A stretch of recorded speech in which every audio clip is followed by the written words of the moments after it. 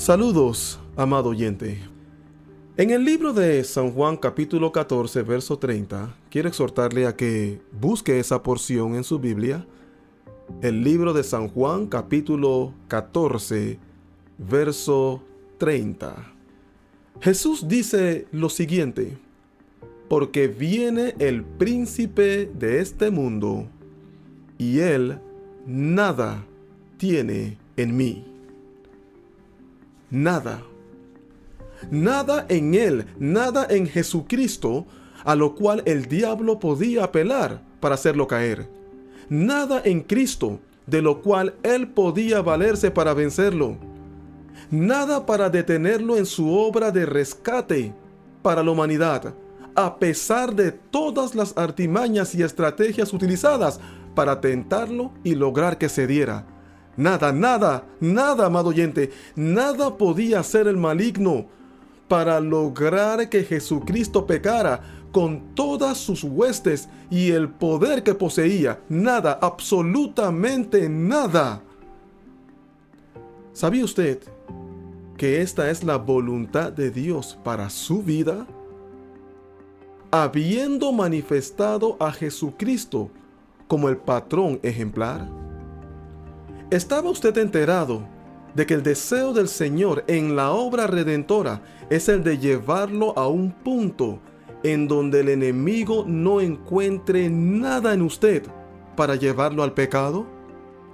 Estudiamos la porción en el libro de Romanos capítulo 6.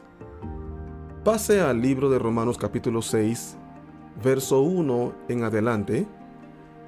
Estaremos estudiando esta porción bajo el tema muertos al pecado.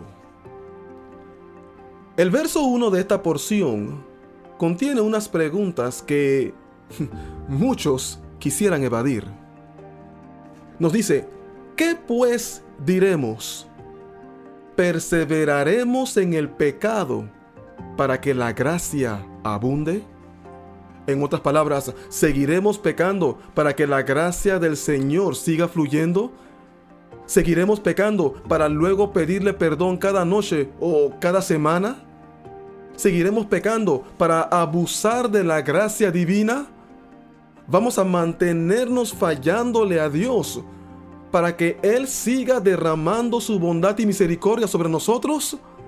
¿Vamos a persistir en esa condición de debilidad espiritual bajo el criterio de que no somos perfectos y dejarnos vencer por las tentaciones? ¿Seguiremos permitiendo que el diablo, quien ya fue derrotado en la cruz, nos siga zarandeando de un lado a otro y concluir con que eso es lo mejor que podemos hacer? ¿Cuál es la respuesta del apóstol Pablo en el verso 2? En ninguna manera, porque los que hemos muerto al pecado, ¿cómo viviremos aún en él? Ahora, yo quiero que consideremos una palabra que pienso que es clave en esta porción para darnos cuenta de algunas cosas. La porción nos habla acerca de perseverar en el pecado. ¿Sabe usted lo que significa perseverar? Perseverar significa avanzar o mantenerse en cierta dirección, encaminándose hacia cierta dirección a pesar de los obstáculos. Perseverar implica la presencia de un obstáculo y el avance a pesar de aquello. Amado oyente, cuando el apóstol Pablo nos pregunta, ¿perseveraremos en el pecado para que la gracia abunde?, podemos darnos cuenta cuando consideramos la palabra perseverar que la gracia de Dios trabaja como un freno en la vida del individuo para impedir que caiga en la iniquidad. Por consiguiente, perseverar en el pecado implica prácticamente atravesar la gracia de Dios. En otras palabras, implica atravesar un poder del cual Dios dota al individuo. Porque eso es lo que es la gracia de Dios. La gracia de Dios es todo el poder de Dios, su misericordia. Todo lo de Dios a la disposición del individuo para que él logre vivir el nivel de vida que Dios ha establecido para la humanidad. Entonces, si podemos entender que tenemos todas las de ganar con el poder de Dios, porque no hay nada por encima del poder de Dios. Entonces, si podemos entender que tenemos todas las de ganar, perseverar aún así en el pecado implica un acto voluntario, implica una acción deliberada para echar a un lado la gracia de Dios. Y déjeme decirle, si hay alguien que puede detener el poder de Dios en su vida, es el mismo individuo. Ni siquiera el diablo puede detener el flujo del poder de Dios cuando el mismo individuo quiere. Es el mismo individuo el que obstaculiza el poder de Dios. Lo que pasa es que Dios no trabaja forzando a nadie. Él no fuerza a nadie. Él trabaja de acuerdo a la voluntad del individuo. Volviendo entonces a lo que estábamos diciendo, cuando la gracia de Dios trabaja en la vida del individuo que realmente quiere vencer, se ven los resultados de esa vida consistente de victoria sobre el pecado. Y en el transcurso de lo que estamos viendo, vamos a darnos cuenta de cómo trabaja este asunto. Ahora, la palabra de Dios nos está hablando de un estado al cual todo creyente puede y debe llegar para lograr una verdadera victoria sobre el pecado, y es el estado de muerte al pecado. Si estamos muertos al pecado, ¿cómo viviremos aún en él? Nos dice la porción. En otras palabras, es imposible estar vivos y muertos a la vez. Es imposible estar en ambos estados. Es imposible estar en una condición en donde respondamos o nos identificamos con la iniquidad y a la vez no responder ni identificarnos. Es imposible, es imposible. Viendo esto ahora desde el punto de vista físico o material, el ser humano, según lo diseñado por Dios, no puede estar vivo y muerto a la vez. Ese es un imposible. O está vivo o está muerto, pero no puede estar en las dos condiciones simultáneamente. Ahora, de aquí surge una pregunta. ¿Qué quiere decir muertos al pecado? La respuesta la encontraremos en los siguientes versos. Veamos lo que nos dice el verso 3. Escuche, por favor. ¿O no sabéis que todos los que hemos sido bautizados en Cristo Jesús, hemos sido bautizados en su muerte? ¿No se dan cuenta, nos dice el apóstol, de que este asunto del bautismo tiene que ver con nuestra identificación con Cristo en su muerte en la cruz? Y que esto es simbólico del proceso que nos lleva al bautismo del Espíritu Santo. La muerte de Cristo en la cruz, escuche por favor, la muerte de Cristo en la cruz no solo sirve su propósito del sacrificio por los pecados de la humanidad, pero también es el prototipo o el modelo de la muerte espiritual que el creyente debe atravesar para la completa liberación del pecado. No estamos diciendo con esto que todo seguidor de Cristo debe literalmente tomar una cruz de madera y crucificarse hasta morir físicamente. Escuche, Jesucristo dijo en el libro de San Lucas capítulo 9, verso 23, si alguno quiere venir en pos de mí, niéguese a sí mismo, tome su cruz cada día y sígame. Esta muerte consiste en negarse a sí mismo, en donde el individuo voluntariamente abandona el control que supuestamente él tiene sobre su vida, porque realmente él no tiene el control sobre su vida. Cuando el individuo no está gobernado por Dios, su vida está siendo gobernada por el diablo. Entonces realmente el diablo es el que lo está controlando. Pero cuando él voluntariamente deja de cederle al diablo el dominio sobre su vida, y quiero enfatizar el hecho de que voluntariamente realiza aquello porque él tiene una voluntad. Bueno, cuando él voluntariamente cede y permite que Dios tome el control de su vida, entonces voluntariamente se ha negado. Es aquí en donde él, no movido por sentimientos, pero deliberadamente, habiendo calculado esto sobriamente y en una actitud premeditada, se dice no a sí mismo en relación a aquellos deleites pecaminosos contrarios a la voluntad de Dios. Y también tiene que ver con negarse a aquellas cosas que en sí no son pecados, pero que el Señor demanda soltar o abandonar. Esa es la muerte del creyente. Y el bautismo es el acto simbólico de aquello. Porque, como nos lo sigue diciendo el siguiente verso, que es el 4, porque somos sepultados juntamente con Él para muerte por el bautismo, a fin de que como Cristo resucitó de los muertos por la gloria del Padre, así también nosotros andemos en vida nueva. En este verso 4 se nos está mostrando lo siguiente. En el bautismo, el creyente es sumergido completamente en el agua, haciendo manifiesto abiertamente su disposición y deseo de vivir una vida separada, divorciada, muerta al pecado, al mundo y a la naturaleza carnal. En otras palabras, al viejo hombre. Esto simboliza su sepultura juntamente con Cristo. Asimismo como los muertos se sepultan, bueno, eso simboliza su sepultura juntamente con Cristo. Se identifica con Cristo en su muerte. De la misma forma como un muerto es enterrado, asimismo el creyente es sumergido. Pero allí no termina el asunto. Gracias a Dios. Así como muere juntamente con Cristo, cuando emerge del agua, también manifiesta su resurrección juntamente con Cristo a la vida nueva. ¡Gloria al Señor! Ahora, esta misma manifestación simbólica debe darse en el interior del creyente.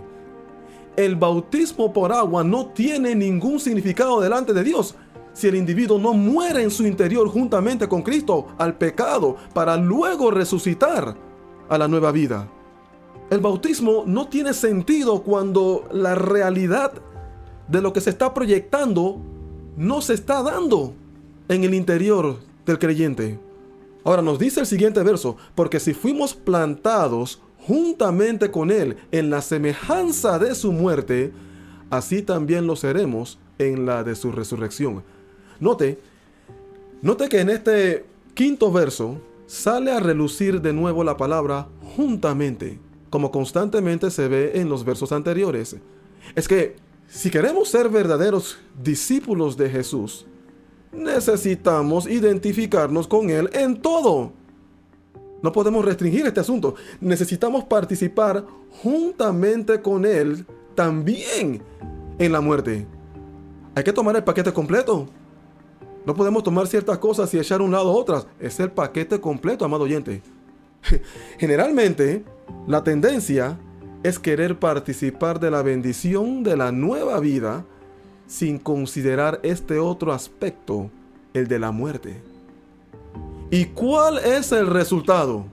Vidas débiles, sin poder, porque el verdadero poder descansa sobre el espíritu de sacrificio. Es importante tener muy presente, amado oyente, que dentro del trabajo de la verdadera restauración del hombre, y repito, la verdadera restauración del hombre, de acuerdo al diseño divino, no puede haber resurrección sin muerte. Es imposible que el individuo resucite si primeramente no ha muerto. De otra manera, ¿de qué va a resucitar entonces? ¿Se imagina usted a alguien manifestando a los cuatro vientos su resurrección? Bueno, ¿y cuándo moriste? No, yo no he muerto. Eso no tiene sentido. Debe haber muerte antes de haber resurrección. Y sabe, esto es precisamente lo que la gente trata de evadir, la muerte. ¿Por qué razón? Porque la muerte es dolorosa. Es doloroso negarse a sí mismo. Es doloroso abandonar aquello que por tanto tiempo ha sido de tanto valor para ese individuo, aquello de lo cual se ha deleitado. La muerte es dolorosa. Y esta es la razón por la cual muchos andan reclamando ser cristianos cuando realmente no manifiestan la vida nueva, la vida de resurrección del nuevo creyente. ¿Por qué? Porque no han muerto. Sí, dicen que han cambiado, pero ese cambio fundamentalmente en su espíritu, ese cambio no se ha dado. Ha sido algo externo. Mire, déjeme decirle unas cosas. Este es un cambio de la pasada manera de vivir a la nueva, en donde la transición es la muerte y la resurrección. Y para que se logre ese cambio, es necesario el corte definitivo y completo con el pecado, mediante la muerte, la cual es parte del proceso de la santificación que culmina con la llenura del Espíritu Santo. Cuando estamos hablando de santificación, nos estamos refiriendo al acto del individuo de consagrarse, de mantenerse puro por la gracia de Dios y a la vez mantenerse consagrado, separado para el uso exclusivo que Dios desea darle. Cuando el individuo hace eso después de haber sido salvo e implora al Todopoderoso por la llenura del Espíritu Santo, entonces Dios lo llena con su Santo Espíritu, convirtiéndolo en una persona santa. Es que esta es la razón por la cual el Espíritu Santo fue enviado. El Espíritu Santo fue enviado para hacer al hombre santo. Y en esa condición el individuo crece de gloria en gloria. Lo que pasa es que la gente tiene esto al revés. La gente tiende a pensar, como producto de las falsas enseñanzas, de las falsas doctrinas, que uno se salva y comienza a crecer hasta llegar al punto de ser santo. Pero esto no trabaja así. El individuo, escúcheme, el individuo se salva y después de salvo, colabora con el Espíritu Santo que está con él para condicionar su cuerpo, su espíritu, su ser, para morada del Espíritu. Después de lo cual, el Espíritu, viendo las condiciones necesarias en la vida de este individuo que ha optado por morir al pecado, morir al mundo, morir al viejo hombre. Bueno, cuando el Espíritu ve eso en la vida del individuo, que no debe tomar meses ni años, eso depende de cuán pronto el individuo lo quiere, entonces el Espíritu, en respuesta a ese anhelo, entra para morar en esta vida. Porque el Espíritu no viene como un visitante, Él llega a la vida del individuo como un morador, para quedarse.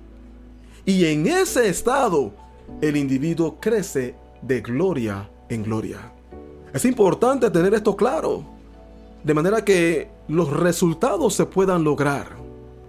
Ahora, notemos, volviendo al verso 5, notemos que en este verso 5, Pablo nos habla acerca de plantados juntamente con él en la semejanza de su muerte. ¿Por qué ahora se hace la relación con el concepto de ser plantados? Es que este es simplemente otro ángulo desde el cual se llega a la misma conclusión. Escúcheme, cuando la semilla cae en la tierra, debe morir para que la nueva planta brote. Cristo dijo en el libro de San Juan, capítulo 12, verso 24, de cierto os digo, que si el grano de trigo no cae en la tierra y muere, queda solo. Pero si muere, lleva mucho fruto. Santo Dios. ¿Sabe? Mira, me acaba de registrar, para que haya fruto debe haber muerte. No puede haber fruto sin muerte. Ahí está nuevamente el asunto de la muerte. Muchos creyentes comentan que presentemente no vemos la gloria que existió en tiempos atrás. Y eso es cierto, no se ve. Esto que se está dando presentemente, ¿usted cree que esto es verdaderamente la gloria de Dios en comparación con lo que se dio en los días de Pedro y de Juan? Esto no es nada. ¿Pero sabe por qué? Porque no hay muerte. No hay gente dispuesta a morir. Esa es la gran diferencia entre este tiempo y los tiempos pasados, cuando Dios mostró su gloria. Esa es la gran diferencia. Es que Dios no ha cambiado. Dios es inmutable. Él es el mismo ayer, hoy y por los siglos. Y lo mismo que Él hizo en aquel entonces lo quiere hacer presentemente. Pero ¿dónde está la gente con la cual Él puede trabajar? ¿Dónde está la gente acondicionada en sus espíritus para permitir que Dios haga a través de sus vidas lo que hizo en aquel entonces? Dios no hace acepción de personas. Él no tiene favoritos. Entonces, el problema no es Dios. El problema es el hombre. El problema está en los cristianos quienes presentemente están evadiendo la experiencia de la muerte.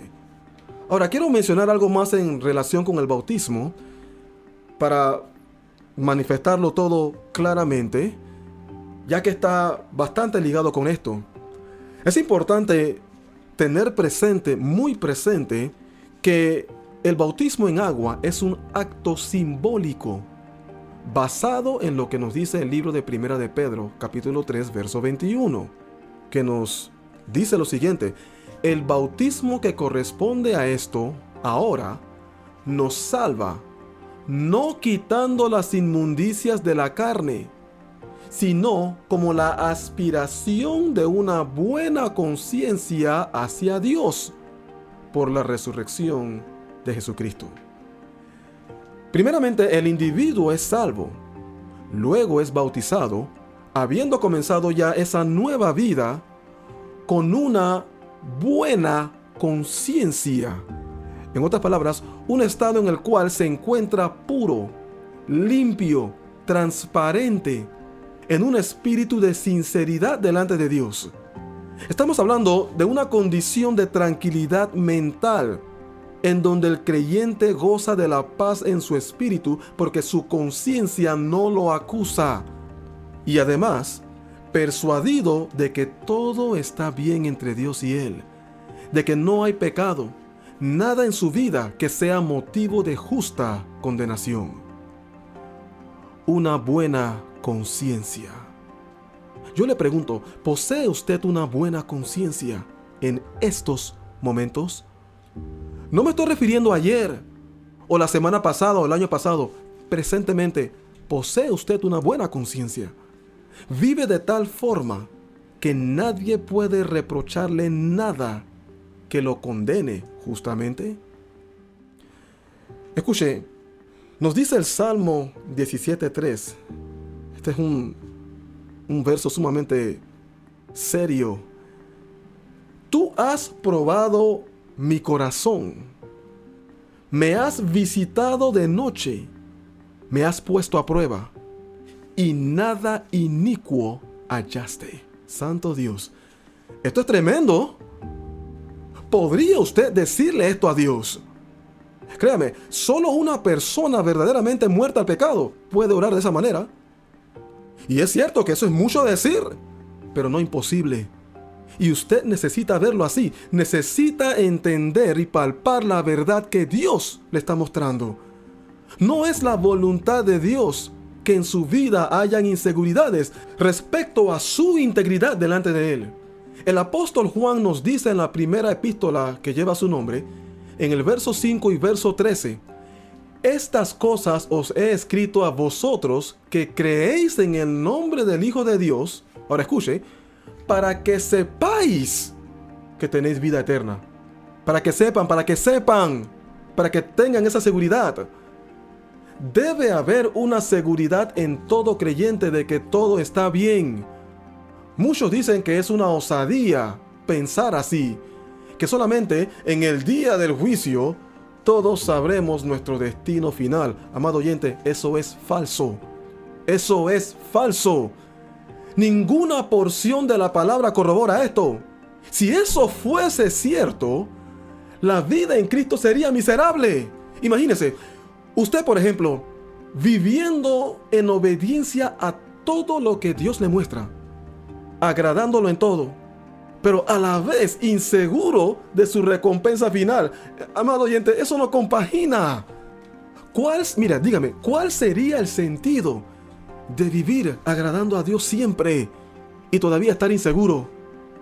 Cuando no hay una certeza. Óyeme, si todo lo estoy haciendo bien y existe la posibilidad de que me pierda, entonces ¿cuál es el sentido de ser justo?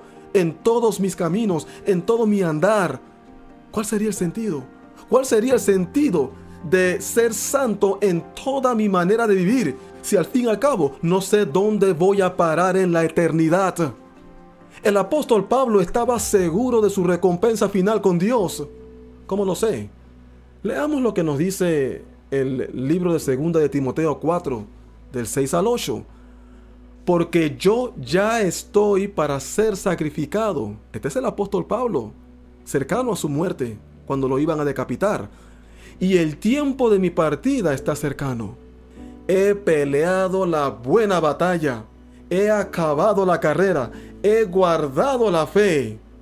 Y como consecuencia de esto, por haber logrado esto, no en sus propias fuerzas, pero por el poder de Dios respaldándolo, dice entonces, por lo demás, me está guardada. Gloria a Dios. Estaba guardada la corona de justicia, la cual me dará el Señor, juez justo, en aquel día. Amado oyente, ¿puede usted percibir la seguridad? En aquel día, Pablo sabía que le esperaba algo bueno. Y no solo a mí. Esto debe ser de aliento para nosotros, porque Dios no tiene favoritos. Pablo decía, no solamente para él, sino también para todos los que aman su venida. ¿Quiénes son los fieles? Los que se mantienen fieles hasta el final. ¿Qué paz podría tener el creyente viviendo con la posibilidad de la eternidad en el infierno? Ahora, generalmente cuando no existe esa seguridad, es porque hay algo que el individuo sabe que no está bien. Su conciencia lo perturba constantemente, no lo deja tranquilo. Y aunque en lo externo manifieste una frente ante los demás, dando una impresión distinta, muy profundo, se registra que no todo anda bien. Pero gracias a Dios, que esta no tiene que ser su experiencia. No es la voluntad de Dios que usted se quede en la mera aspiración o el deseo. Él quiere que usted, teniendo ya esa buena conciencia, alcance esa aspiración, que ese anhelo se haga una realidad. ¿Y cuál es esa aspiración? La llenura o el bautismo del Espíritu Santo. Por eso es que Pablo nos muestra en los siguientes versos, volviendo al libro de Romanos capítulo 6, toda la operación, la dinámica de liberación, la parte que Dios hace y la parte que el hombre debe hacer para el logro de una vida verdaderamente muerta al pecado.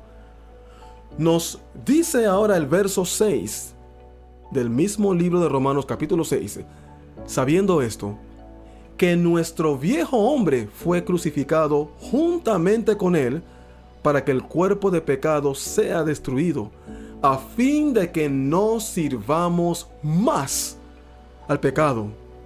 Esta parte de la porción ahora nos habla del viejo hombre, el cual es un espíritu que mora en el individuo desde el momento en que es concebido en el vientre de su madre. La naturaleza de este espíritu es totalmente contraria a Dios. Este espíritu es rebelde a Dios y es el medio que el maligno utiliza para seducir al hombre al pecado. Es importante que usted entienda, que usted se entere de que la razón por la cual Cristo vino a este mundo no se limita al perdón de los pecados. Y aquí es en donde radica parte del problema. Porque las personas están creyendo que la salvación es arrepentimiento, confesión y perdón. Pero eso es solamente el inicio de todo el asunto. Y muchos que se han quedado allí solo están recibiendo parte de la bendición. Sus vidas realmente no manifiestan una verdadera emancipación o separación del pecado, porque toda la obra no está realizada. Sí han sido perdonados y limpiados de sus pecados en una actitud sincera delante de Dios, pero de tiempo en tiempo vuelven a caer, y en muchos casos en el mismo pecado, sin el poder necesario para mantener la victoria sobre la tentación. Y esa es la clase de vida que están viviendo. Perdonados, pero aún carnales. Perdonados, pero aún con la raíz del pecado operando en sus vidas, viviendo en este estado, habiendo ya concluido que eso es lo mejor que pueden hacer. Como algunos dicen, bueno, estamos en la carne y por eso pecamos, y pecamos en pensamientos, en palabras, en acciones y tantas otras o tantos otros criterios. Bueno, es la verdad, están pecando porque están en la carne, pero Cristo vino para librar a la humanidad de la carne, para librarlo a usted de la carne. Tal es el poder de nuestro Señor. Tristemente muchos hasta se han apartado ya, frustrados por no poder salir de ese círculo vicioso, porque nunca fueron enseñados, nunca fueron instruidos en relación a la obra completa de salvación. Esa experiencia por debajo de lo que Dios ha diseñado no es la verdadera salvación que Él vino a darle al hombre. Dios no hace un trabajo a medias, pero lo hace completo. Jesús no fue enviado solamente para expiar y perdonar la iniquidad del hombre, pero vino también para librarlo del pecado a consecuencia de la liberación del viejo hombre. Esta es la razón por la cual Jesucristo dijo en el libro de San Juan capítulo 8 verso 36, así que si el Hijo os libertare, seréis verdaderamente libres. De aquí necesitamos entender qué quería decir Jesús cuando hablaba de libres. Cuando Él nos habla de verdaderamente libres, se está refiriendo a una separación total del hombre de la cárcel del pecado, libre de una vida encadenada y forzado a pecar diariamente los 365 días del año. En otras palabras, el objetivo es que el ser humano, por la gracia de Dios, deje por completo el pecado. Deje por completo de pecar.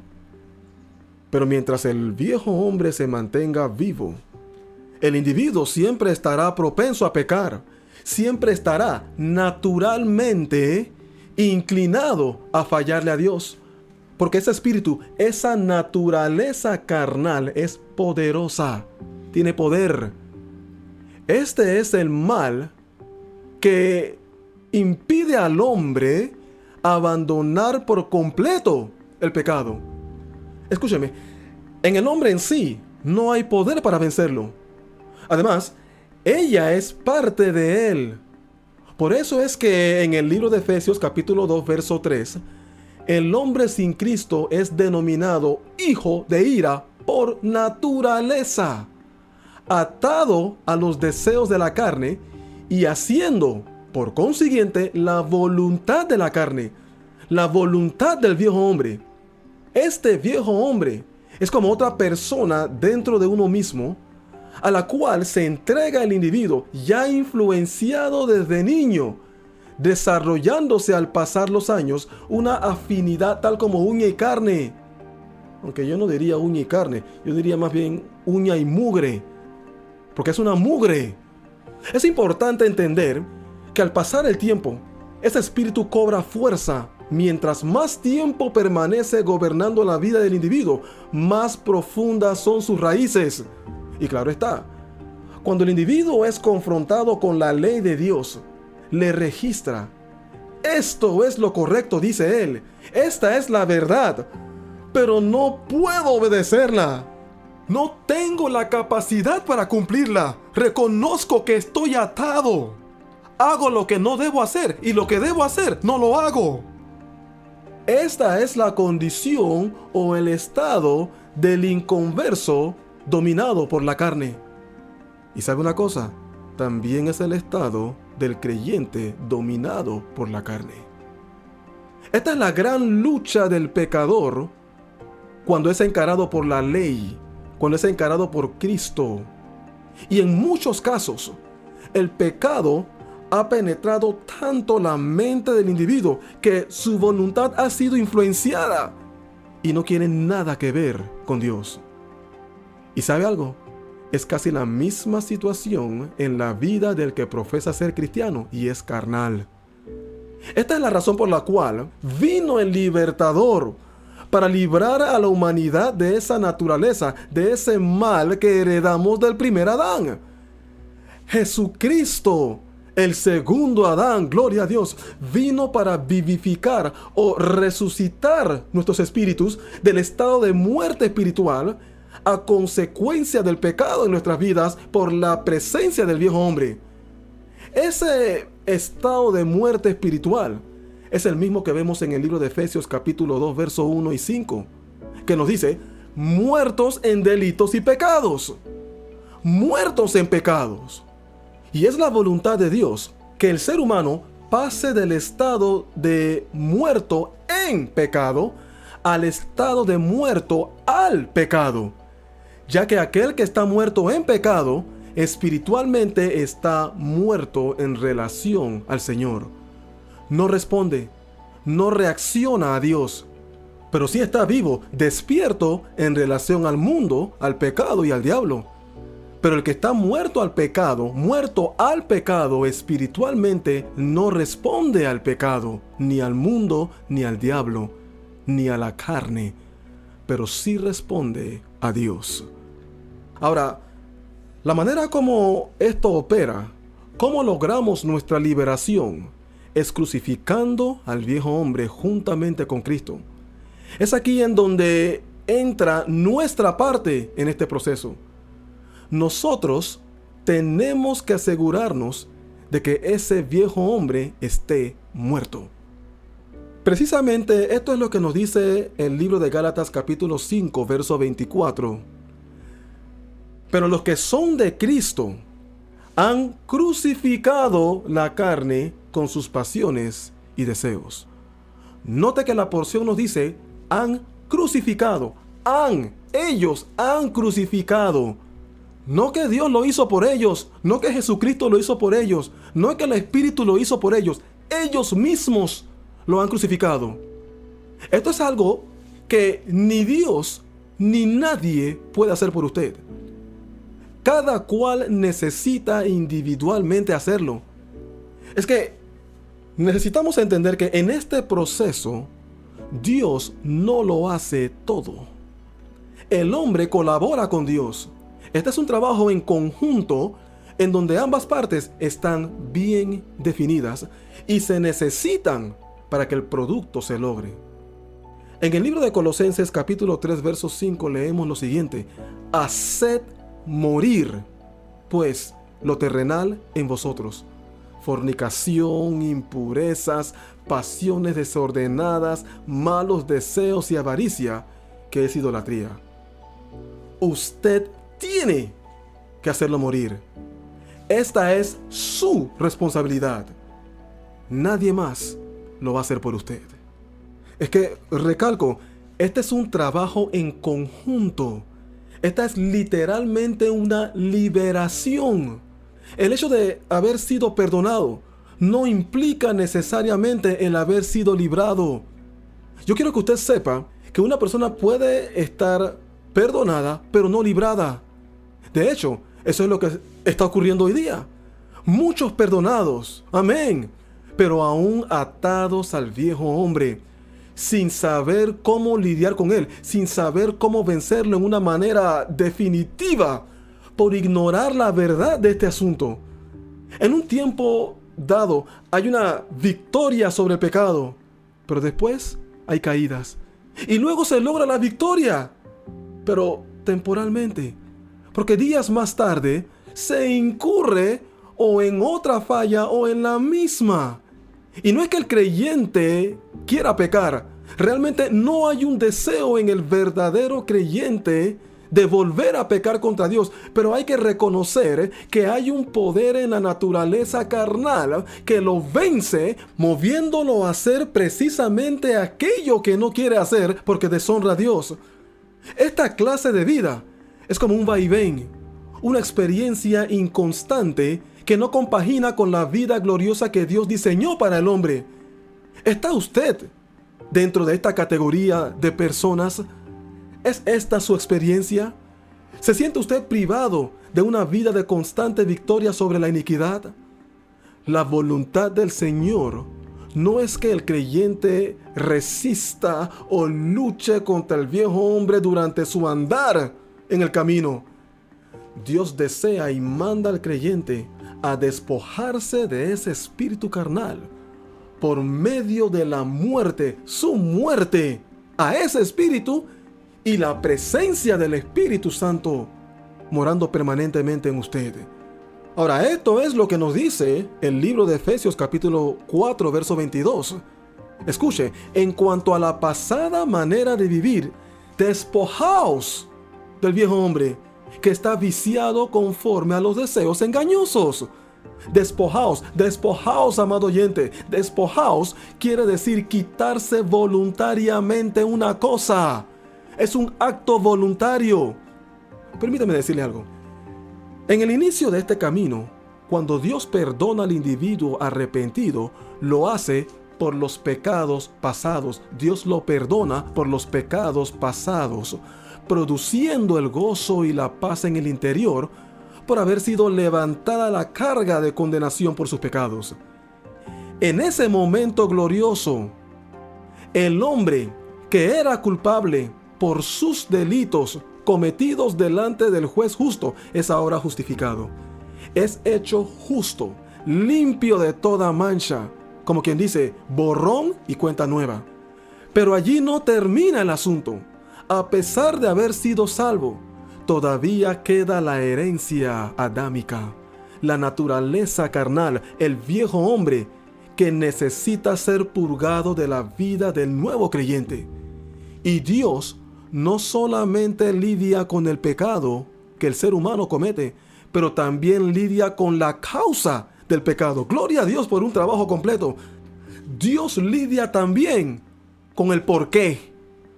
Es que hay que entender que la salvación, la obra redentora del Señor es completa. Y si usted está reclamando ser salvo y todavía está cayendo en pecado, todavía está fallando, todavía está viviendo una vida derrotada, algo está pasando, algo falta, amado oyente. Hay una razón por la cual el hombre peca. Hay una raíz en donde se encuentra el meollo de este mal. Y si prontamente no se atiende a aquello, a pesar de haber sido justificado, volverá a caer, volverá a pecar, porque hay algo en él que el príncipe de las tinieblas tiene para seducirlo de nuevo a la iniquidad. Ahora, volviendo al libro de Romanos capítulo 6, verso 6. Sabiendo esto, que nuestro viejo hombre fue crucificado juntamente con él. ¿Con él quién? Con Cristo. Para que el cuerpo de pecado sea destruido, a fin de que no sirvamos más al pecado. La porción nos está diciendo que cuando el viejo hombre está crucificado juntamente con Cristo, Él, que es el mismo cuerpo de pecado, el viejo hombre, el mismo cuerpo de pecado, queda destruido. En otras palabras, el efecto poderoso de la naturaleza carnal sobre nuestras vidas queda neutralizado y sin poder cuando nos mantenemos en la cruz. En otras palabras, en la medida en que nos mantenemos muertos, en la medida en que nos mantenemos crucificados, el poder del viejo hombre se mantiene neutralizado. ¿Y cuál es el resultado? ¿Cuál es el fin? Una vida que cesa de servirle al pecado. Precisamente lo que Dios desea y demanda al hombre, que cese de pecar. Ahora surge una pregunta, y es la siguiente.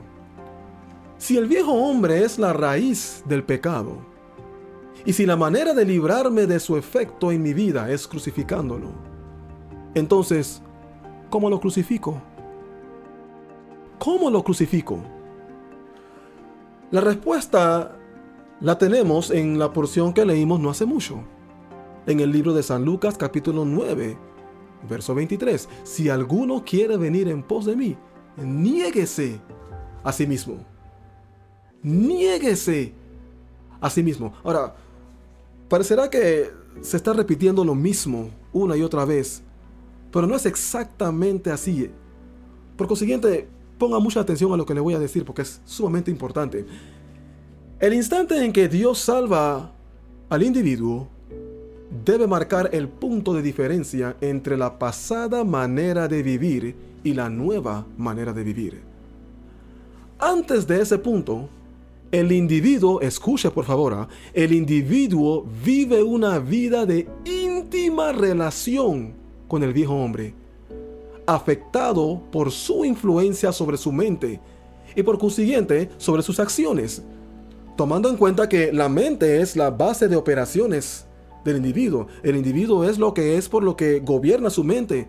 Él va a actuar conforme a lo que cree. Así fuimos diseñados. Entonces, en ese estado, el ser humano está sometido al gobierno de la carne porque la naturaleza carnal está gobernando. Es como si otra persona más fuerte que el mismo individuo estuviera en su interior, motivándolo a cometer actos contrarios a la voluntad del Señor. Y dicho sea de paso, esta es la manera como se alimenta este espíritu. Mientras más el individuo cede su voluntad entregándose al pecado, más se fortalece ese viejo hombre. Y añadido a aquello, también está el maligno, que no se queda atrás, el diablo, seduciéndolo al mal mediante ese mismo viejo hombre. Así que tenemos dos fuerzas. Óigame, qué estado, qué condición. Dos fuerzas actuando sobre la vida del ser humano, quien se encuentra indefenso y vulnerable ante el constante empuje al pecado para su destrucción eterna. ¿Puede usted ver esto? ¿Puede usted darse cuenta de este asunto? ¿Puede usted percibir el panorama completo? Es que necesitamos ver el panorama completo de manera que nuestros ojos sean abiertos y asumamos la actitud correcta contra el pecado, en vez de estar apadrinándolo, lo cual muchos tristemente están haciendo. La gente apadrina el pecado porque no sabe, no entiende, sus ojos no han sido abiertos. Estamos hablando de la experiencia del pecador, la clase de estragos que sufre cuando ignora, ya sea deliberadamente o no, el llamado del Señor. Y de la misma manera, el creyente, cuando ignora el llamado del Señor a una vida consagrada. Mientras él mantiene su voluntad en dirección contraria a Dios, rechazando el evangelio de la salvación, no le queda otra cosa que alinear esa misma voluntad con la carne, o sea, con el viejo hombre. Y lo mismo es con el creyente, cuando no quiere subir más alto, cuando percibe el llamamiento de Dios mostrándole algo que no sabía y se da cuenta y prefiere mantenerse en el estado en el cual se encuentra por las demandas de un nivel superior. No quiere consagrarse porque sabe que aquello implica dejar de hacer más de 4 cosas en las cuales hallaba deleite. Hay gente así. Hay gente que hubiera preferido mantenerse ignorante ante ciertas cosas, porque ahora que lo saben, están incómodos, no están tranquilos. Pero a la vez eso demuestra si realmente quieren ir todo el trecho con Dios. Esta es la razón por la cual la muerte del cristiano al viejo hombre trabaja también como un filtro, de manera que los que realmente quieren este asunto son los que lo van a lograr. Así que, en síntesis, el que no se alinea a la voluntad de Dios no lo va a lograr, no lo va a lograr. Es como lo que se dice, ¿no? No hay peor ciego que el que no quiere ver. Dios muestra claramente las instrucciones para el bienestar de la humanidad, de manera que todos lo logren. Pero hay que verlo con los ojos del entendimiento, porque si no se entiende, entonces no se logra el producto. Pero cuando sus ojos de entendimiento son abiertos por la exposición del evangelio de la verdad, no la falsa doctrina, la verdad. Bueno, cuando sus ojos son abiertos, ¿pero abiertos a qué? A la triste realidad de su depravada vida, o en la condición de su constante derrota en el caso del creyente, y logra ver la gloriosa libertad que Cristo ofrece, él puede, mediante el cambio de su misma voluntad en el arrepentimiento, iniciar el rompimiento de relaciones con el viejo hombre. Gracias a Dios. Ese rompimiento que el nuevo convertido lleva a cabo por su propia voluntad de autonegarse en obediencia a Dios es el equivalente de la crucifixión del viejo hombre. Por eso es que Cristo nos habla de negarse a sí mismo. Es que esta es la fórmula para destruir la influencia carnal sobre el individuo. Y nota que el versículo comienza diciendo, y decía a todos. Esa porción en el libro de San Lucas, capítulo 9, verso 23. El verso comienza diciendo, y decía a todos, implicando que nadie está eximido de esta autonegación personal. Es como cuando el creyente se dice a sí mismo, no volveré a identificarme con el viejo hombre cada vez que se levanta para instarme a ir contrario a lo que me dice el Señor. Le diré que no. No hoy, no mañana, no pasado mañana. Y cuando vuelva la próxima semana sigue siendo no. Y cuando vuelva el próximo mes sigue siendo no. No por el resto de mi vida. No solo de palabra, pero también en mi actitud que respalda mi palabra. Esta es la manera de crucificar, amado oyente, la carne. Cuando la carne está crucificada, el diablo no puede hacer nada para que el creyente peque, a menos que voluntariamente el individuo abandone su estado de muerte y permita que el viejo hombre cobre vida nuevamente. Por eso es que estamos hablando de muertos al pecado. Es importante, es necesario, es indispensable que el individuo voluntariamente se mantenga muerto si quiere permanecer salvo hasta el fin. Dios no lo va a hacer por él. Dios no lo va a hacer por usted. No lo va a hacer por nadie. De la misma forma como Jesucristo atravesó su Getsemaní y de su propia voluntad tomó su cruz, sometiendo su voluntad a la de su Padre, y se mantuvo en ella hasta morir. Asimismo, todo aquel que aspira a ser un verdadero cristiano, un verdadero discípulo suyo, un verdadero hijo de Dios, debe también atravesar su Getsemaní, ese momento de sobria decisión, contando el precio que esto va a demandar de su vida. Luego debe negarse a sí mismo, tomar su cruz, clavarse y mantenerse en ella hasta morir. Y en esa forma, mantenerse muerto. Yo le digo, cuando ese espíritu carnal no tiene con quién manifestarse, cuando se da cuenta de que aquel con quien poseía esa íntima relación, como uña y mugre, ya no anda con él, ya no responde a sus sutilezas, su efecto o influencia sobre el individuo pierde fuerza, pierde poder hasta quedar en nada. Cuando el viejo hombre se da cuenta de que aquel que era su esclavo por años está muerto, ya no responde. Entonces él también muere, pues cesa su recurso de fortaleza, ya que no puede alimentarse. El cuerpo de pecado queda destruido. Ahora, es importante también recalcar que la muerte del creyente debe ser diaria. Esto no es algo que se hace en un solo instante para siempre. Todos los días debe mantenerse muerto. El creyente debe mantener ese estado vigente cada día de su existencia. Esta es la razón por la cual Cristo también dice, tome su cruz cada día y sígame. Es que la idea no es solamente crucificar al viejo hombre, pero mantenerlo en la cruz juntamente con Cristo. ¿Cómo? Manteniéndonos nosotros mismos muertos en la cruz, en nuestra cruz. ¿Sabe? Allí es en donde está la gran batalla del que intenta morir al pecado. El morir definitivamente y mantenerse muerto en la cruz, porque una cosa es intentar morir y otra es morir definitivamente. Bueno, esa es la gran batalla, el morir y mantenerse muerto en la cruz. En medio de las muchas voces que dicen, baja de esa cruz. Y eso se da, ¿por qué razón? Porque el individuo no muere de una vez. Mire, Cristo no duró mucho tiempo en la cruz. Él no duró mucho tiempo en la cruz. De los 3 que estaban crucificados, Él fue el primero que murió.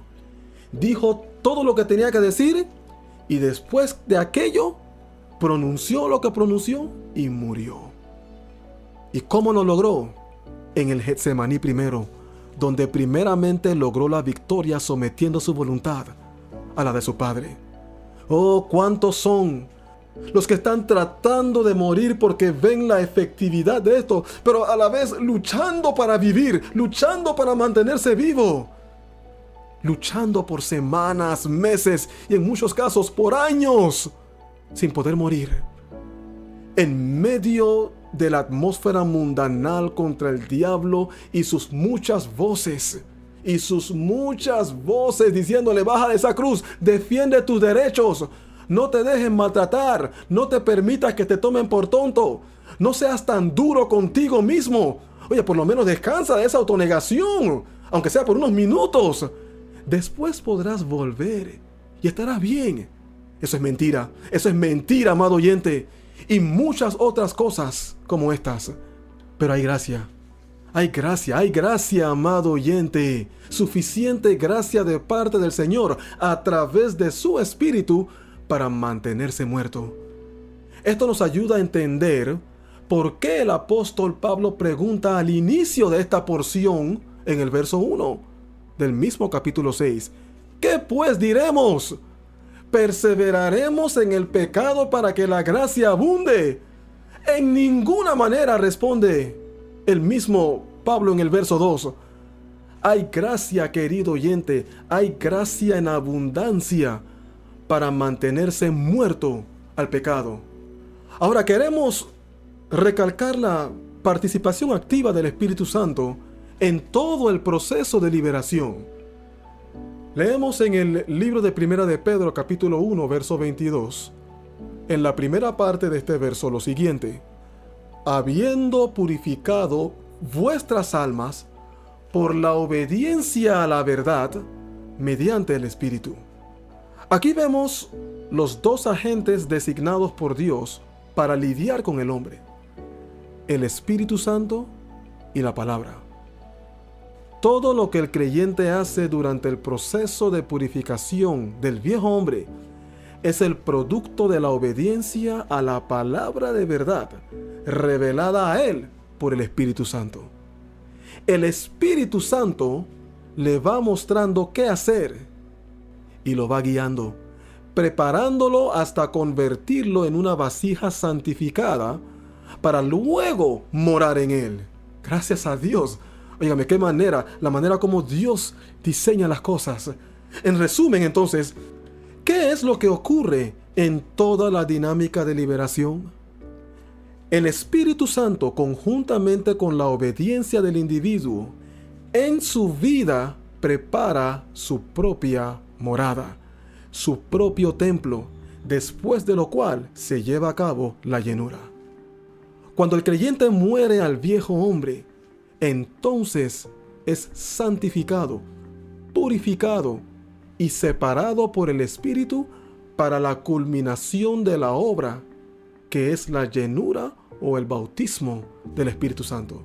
Es que necesitamos entender que el Espíritu Santo, la misma naturaleza de Dios, no va a morar en una vida en donde el viejo hombre, que es un espíritu contrario, está operando. Esto no tiene sentido. Jesucristo dijo en el libro de Mateo capítulo 12, versos del 28 al 30, pero si yo por el Espíritu de Dios echo fuera los demonios, ciertamente ha llegado a vosotros el reino de Dios. Porque ¿cómo puede alguno entrar en la casa del hombre fuerte y saquear sus bienes si primero no le ata? Y entonces podrá saquear su casa. Jesucristo en esta escena se estaba refiriendo a la liberación de un endemoniado, en donde el hombre fuerte, que era el diablo, lo poseía a este hombre y lo controlaba a través de sus demonios.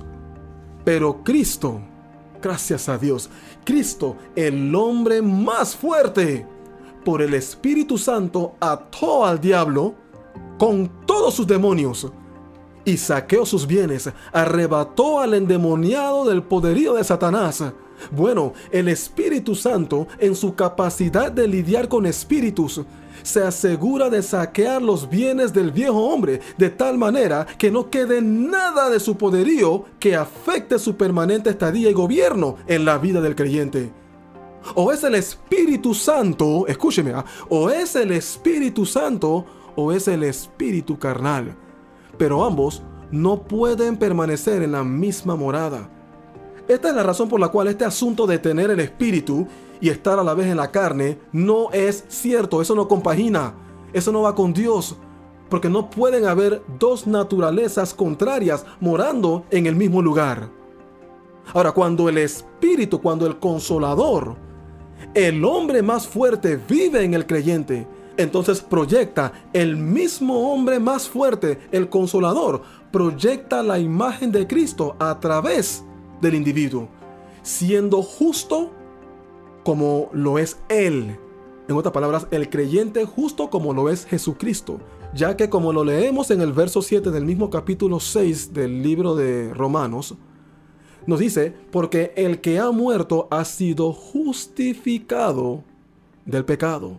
Y también como lo vemos en el libro de Primera de Juan capítulo 3, verso 7, en la segunda parte que nos dice, el que hace justicia es justo como Él es justo.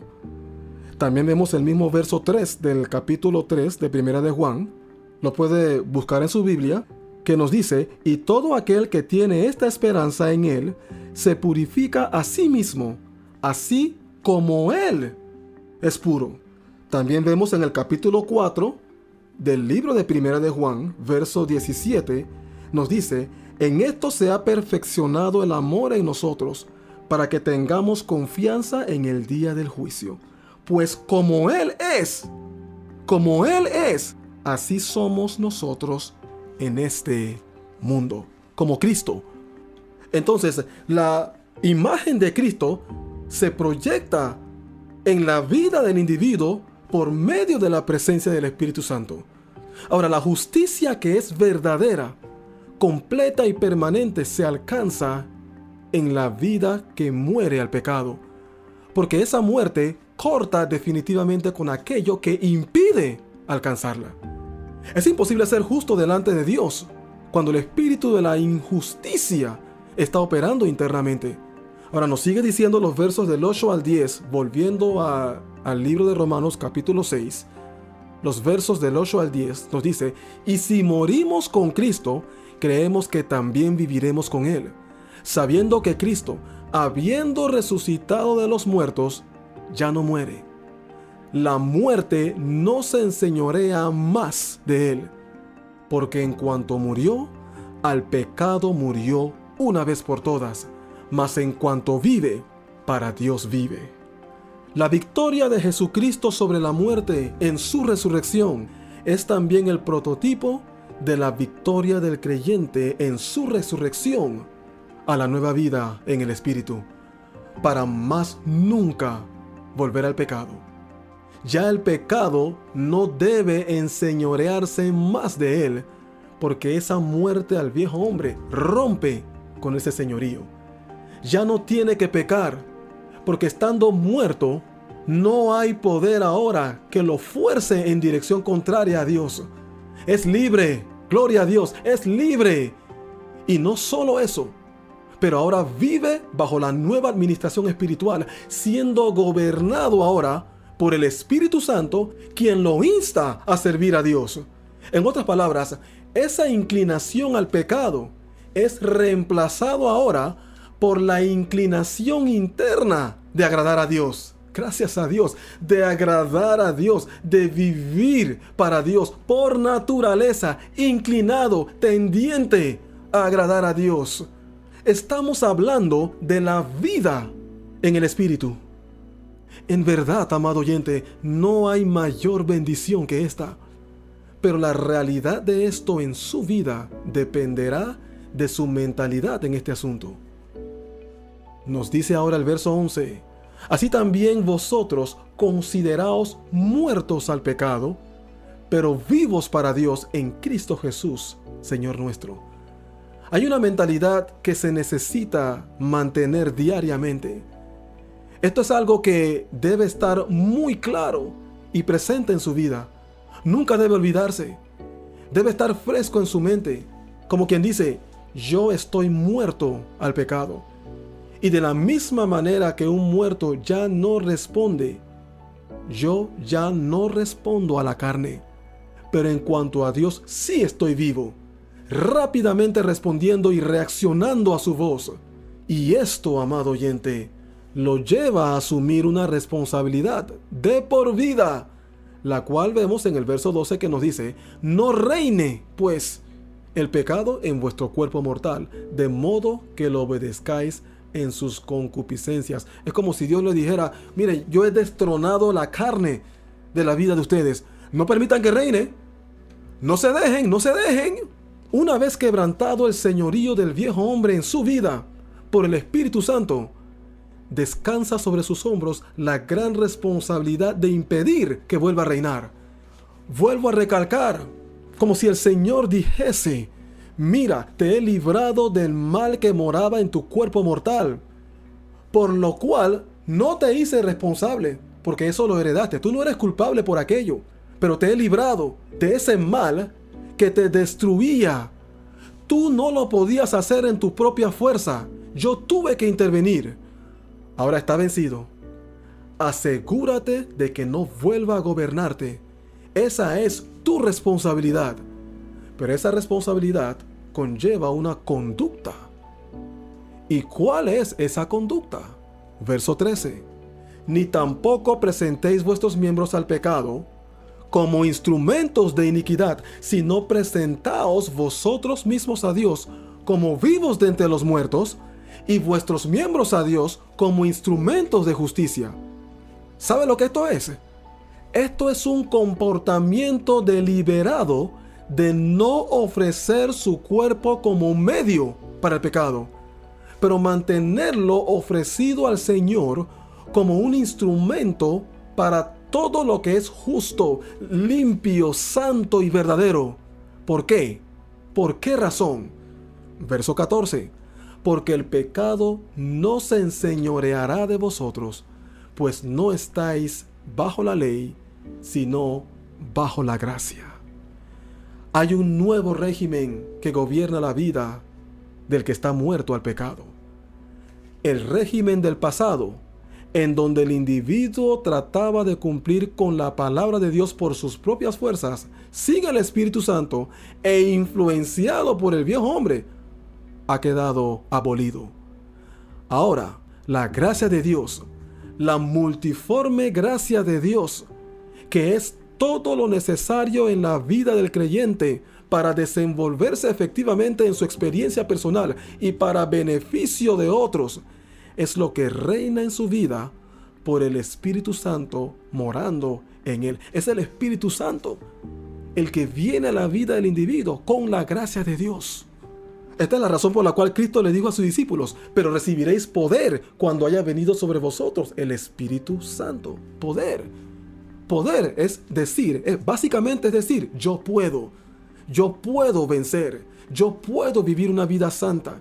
Yo puedo vivir una vida santa en toda mi manera de vivir. Yo puedo vivir sin pecar por el resto de mis días. Alguien dirá ahora, oye, esto es sumamente difícil. Y es cierto, humanamente hablando, es difícil. Pero la palabra de Dios nos lanza una pregunta. ¿Hay algo imposible para Dios? ¿Sabe lo que esto quiere decir? Que una vez que Dios lo dote con poder por medio de la presencia de su Espíritu en usted, no tendrá excusa si cae. Porque el que tiene el Espíritu de Dios tiene todas las de ganar.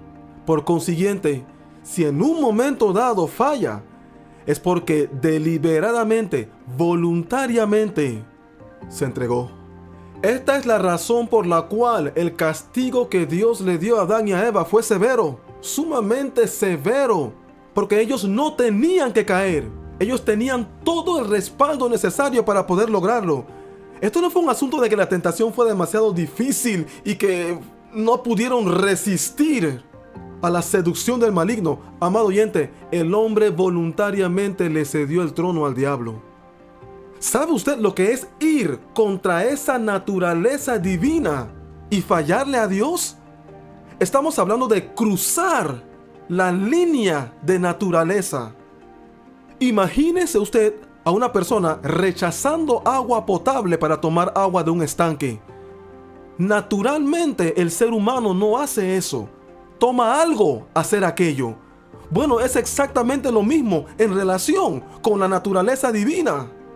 Una vez que el individuo ha sido dotado con la naturaleza divina para servirle a Dios, agradándole en todo lo que Dios le muestra, por naturaleza él no quiere pecar. Por consiguiente, volver al pecado es sumamente serio. Ya es un acto, como lo mencioné hace un momento, voluntario. Y esta es la razón por la cual Dios es tan severo con aquel que peca deliberadamente, habiendo ya saboreado la gracia de Dios por medio del Espíritu Santo. Muertos al pecado. Quizás nunca lo había visto así. Quizás tenía usted un concepto distinto de lo que la vida libre de pecado implicaba. No lo sé. Es posible también que ignoraba la voluntad de Dios de librarlo del viejo hombre. Sin embargo, querido oyente, esto ha sido presentado y el Espíritu Santo lo ha hecho registrar en su vida. La pregunta ahora es, ¿qué va a hacer?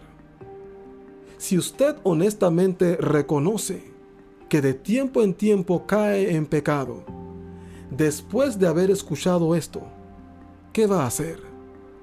Si se encuentra en un estado de constante lucha contra la carne, tratando de vencer ese mismo espíritu que lo mueve a fallarle a Dios, ahora que ha entendido el proceso de liberación, ¿qué va a hacer? ¿Podría usted decir como Jesús, el príncipe de este mundo viene y él nada tiene en mí? Usted puede. ¿Cuál es la clave? Muertos al pecado. Amén.